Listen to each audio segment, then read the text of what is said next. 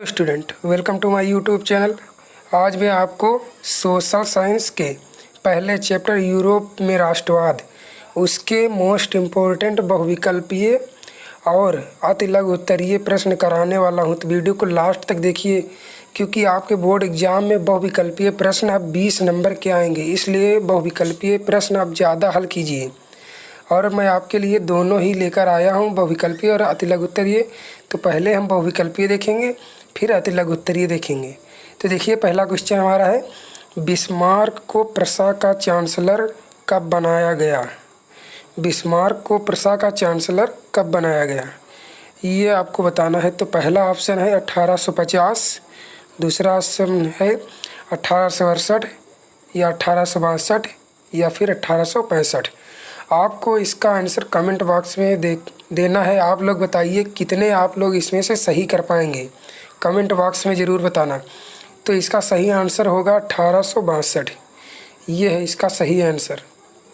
अगला क्वेश्चन हमारा है, निम्नलिखित में से किसने इटली के एकीकरण को संभव बनाया?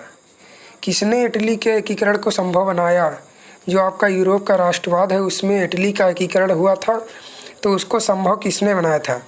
मैजिनी ने बनाया था, या गैरीबाल्डी ने बनाया, या काबूर ने बनाया, या ये सभी ने बनाया? ये इन तीनों ने बनाया।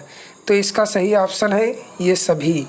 इन तीनों ने मिलकर ही इटली का एकीकरण किया था, तभी इटली का एकीकरण हुआ। अगला क्वेश्चन हमारा है, क्रीमिया का युद्ध कब हुआ?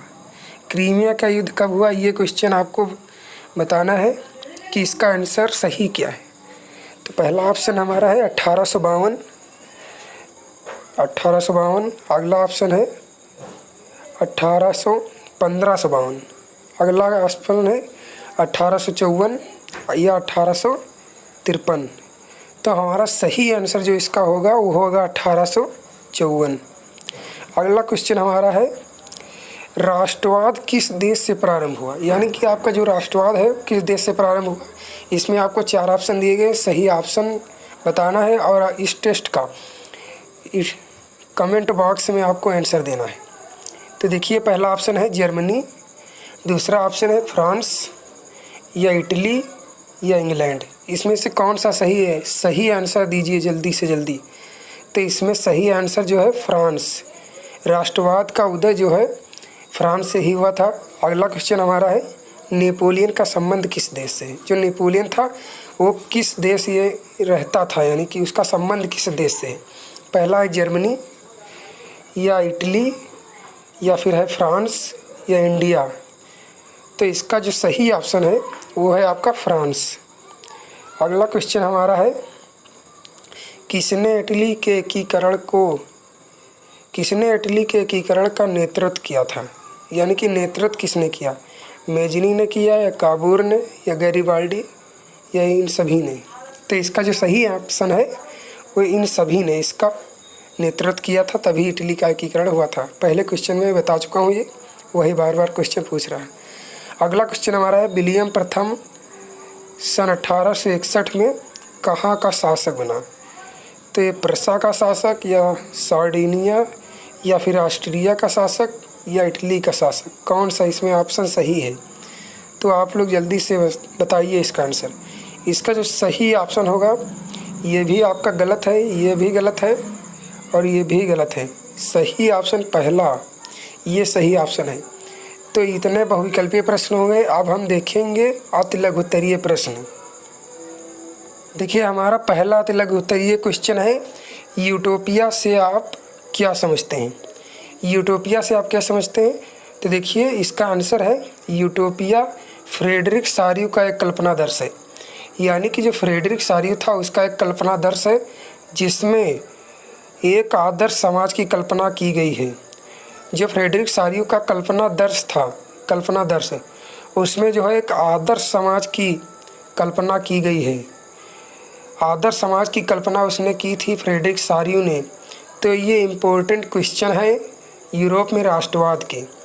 तो अगला क्वेश्चन हमारा है, निरंकुशवाद का क्या अर्थ है? निरंकुशवाद एक ऐसी सरकारी प्रवृत्ति या शासन व्यवस्था शासन व्यवस्था आप लोग जानते हैं, इंडिया में जैसे शासन सरकारें हैं, वही शासन व्यवस्था जिसकी सत्ता पर किसी प्रकार का कोई अंकुश ही ना हो, कोई भी अंकुश ना हो, उसे निरंकुशवाद कहते हैं। शासन पर कोई अंकुश ना हो, ऐसी सरकारी शासन व्यवस्था थी जिसकी सत्ता पर किसी प्रकार का अंकुश ही नहीं था, तो वह निरंकुशवाद कहलाती है। अगला क्वेश्चन जो हमारा है वो है यंग इटली की स्थापना किसने की। यंग इटली की स्थापना किसने की? तो देखिए, यंग इटली की स्थापना ज्यूसेप्पे मैत्सिनी ने गुप्त संगठन के रूप में की थी। गुप्त संगठन के रूप में इसने ज्यूसेप्पे मैत्सिनी ने जो है इसकी स्थापना की थी। अगला क्वेश्चन जो हमारा है वो है विलियम प्रथम कौन था। ये आपने पढ़ा होगा, यूरोप में राष्ट्रवाद में विलियम प्रथम कौन था, लेकिन मैं फिर भी आपको बता दे रहा हूँ कि विलियम प्रथम कौन था। तो देखिए यहाँ पर लिखा है विलियम प्रथम प्रसा के सम्राट फ्रेडरिक विलियम चतुर्थ का भाई था। यानी कि जो विलियम प्रथम था प्रसा के सम्राट फ्रेडरिक विलियम चतुर्थ का भाई था। 1858 में वह प्रसा और बाद में जर्मन साम्राज्य का सम्राट भी बना। यानी कि विलियम प्रथम जो है वो जर्मन का सम्राट भी बना था। अगला क्वेश्चन जो हमारा है जर्मन के एकीकरण का कर्णधार कौन था। ये क्वेश्चन बहुत ही इम्पोर्टेंट है, ये क्वेश्चन बार बार पूछा गया है।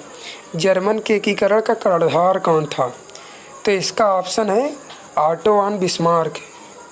जर्मन के एकीकरण का कर्णधार था ऑटो वन बिस्मार्क। तो ये क्वेश्चन आपका हो गया। अगला क्वेश्चन जो हमारा है लास्ट क्वेश्चन, मेनर क्या है? मेनर क्या था?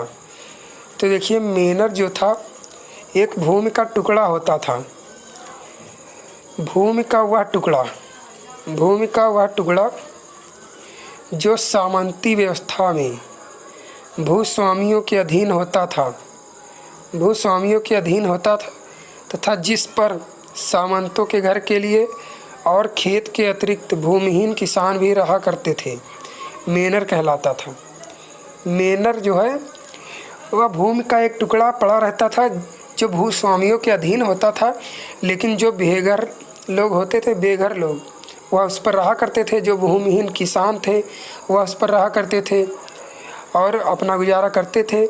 तो जो भूमिहीन किसान थे उनके पास तो ज़मीन नहीं थी, तो इसलिए वो उसी ज़मीन पर रहते थे और अपना गुजारा करते थे।